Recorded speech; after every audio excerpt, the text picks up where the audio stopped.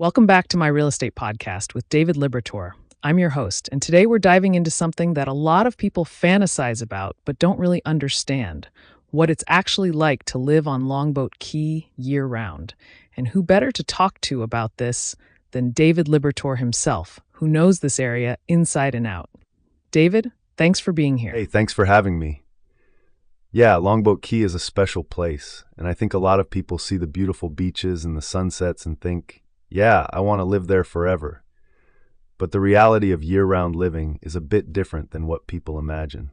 Okay, so let me ask you this. What are some of the things that people don't really think about when they're dreaming about moving to Longboat Key? Like, what's the reality check? Well, the first thing is the seasonal shift in population and atmosphere. Winter is absolutely gorgeous. You've got perfect weather, tons of activity, the beaches are lively, but then summer hits and it's hot, it's humid, and a lot of the seasonal residents leave. The island becomes quieter, and you're dealing with that intense Florida heat and afternoon thunderstorms almost every day. Some people love the peace and quiet of summer, others find it isolating. Oh, wow. So it's like two totally different places depending on the season. That's interesting because I think people just imagine it's always that perfect winter weather, right? Exactly. And then there's the practical stuff.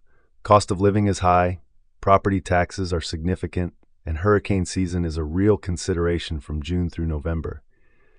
You're always thinking about storm prep, evacuation routes, insurance costs. It's just part of the mental load of living here year-round. Plus, everything from groceries to services tends to be pricier because it's an island community. Right. So it's not just the weather and lifestyle stuff. There's real financial and safety considerations that come with the territory. What about the day-to-day living experience, like traffic, amenities, that kind of thing? Good question. Traffic during season can be brutal, especially on the bridge. You've got limited commercial development by design. Longboat Key is pretty residential and protected.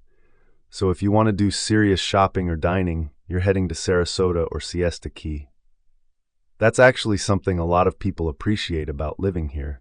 It's quiet and exclusive, but it also means you're not living in a bustling community with everything at your fingertips. You're making a choice for peace over convenience. You know what I think is so cool about that perspective, though? It sounds like living on Longboat Key year-round is really about knowing what you're signing up for. It's not just a vacation fantasy. It's a lifestyle choice with real trade-offs. Absolutely.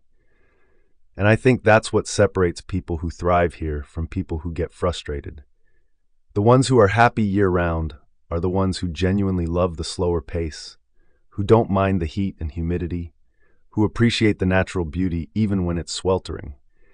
They've accepted that they're trading some convenience for an incredible quality of life.